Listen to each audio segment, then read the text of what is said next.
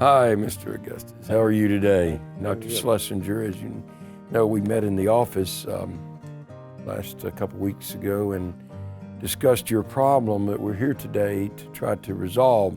As you recall, you came to me originally with pain that was radiating down the right leg and developed a foot drop, which is the inability to pull your foot up, which is the main reason why we're going ahead today and carrying out this microscopic discectomy surgery.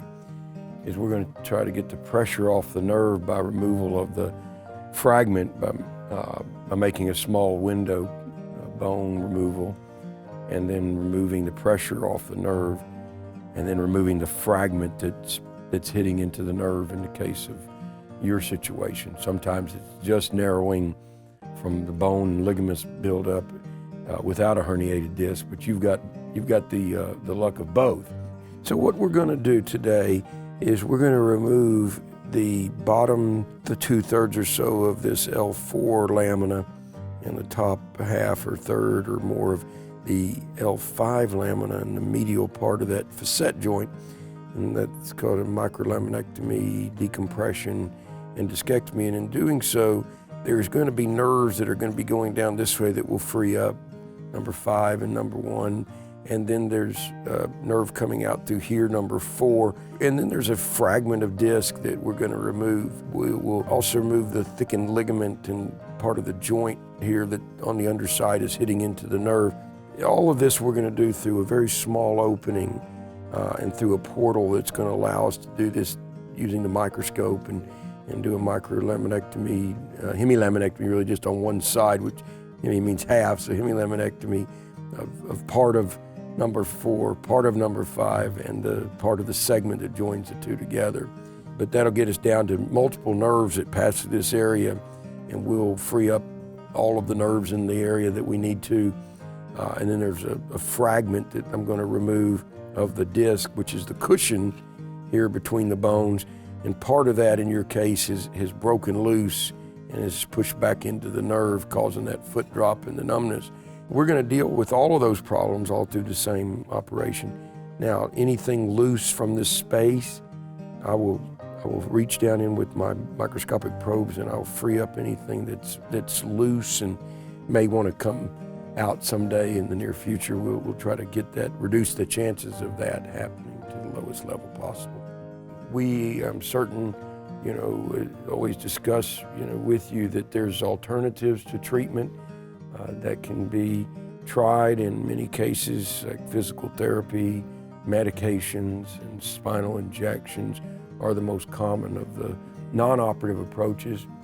In your case, unfortunately, with a foot drop, those don't tend to work very well because the damage is to the motor fibers pulling the foot up. So what we hopefully achieve is getting that nerve the best chance of recovery and hopefully the long-term prognosis of being able to control your foot properly and not trip and stumble, as I'm sure you've noticed, will be improved by getting the pressure off of it. And now there's always a risk of surgery, from the anesthetic risk to the wound healing problems or wound infection, bleeding, damage to the nerve, damage to the covering of the nerve. Any structures around the spine could be altered unfavorably with surgery, but it's very uncommon, very rare to get a problem of any significance.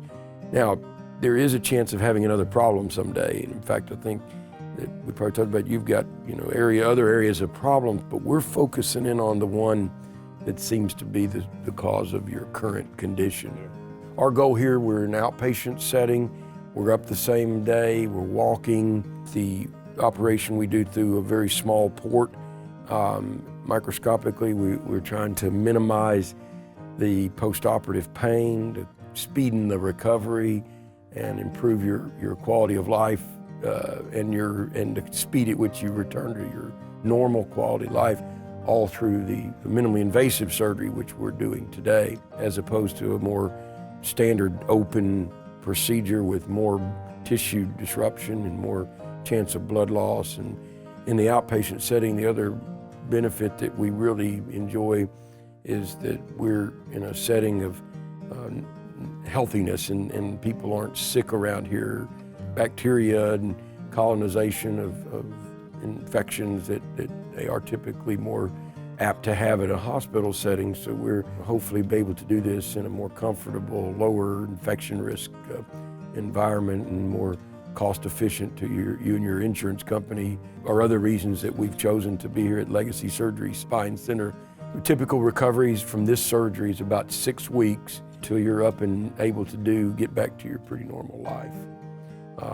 And again, there is a risk that you could have another problem someday that might impede that plan, or it may interfere with that plan down the road, but in general, it's about a 6-week recovery. Well, thank you very much for agreeing to let us visit with you in front of the World Wide Web. There is lab results that you will have to obtain prior to your surgery. If you are having your surgery at St. Vincent's Hospital, we will set you up for a pre-testing. If you are having your surgery at Legacy Surgery Center, we will need you to obtain the lab work at a hospital closest to you. A nurse will be giving you a call 1 to 3 days prior to your surgery. At this time, you will be notified what time to arrive to the surgery center or to St. Vincent's Hospital. Prior to surgery, we will need you to obtain Hibiclens. You can get this at any pharmacy. You will use this cleansing solution on your procedure site for 3 to 5 minutes the morning of your procedure and the night before the procedure. Be sure and remember nothing to eat or drink after midnight the night before your surgery. Also, do not use any tobacco the morning of your procedure.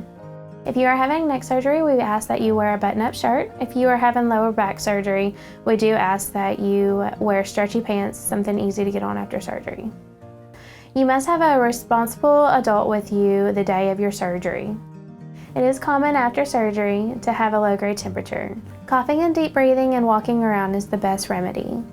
If you have an active infection or any new medical conditions, please notify our office as soon as possible.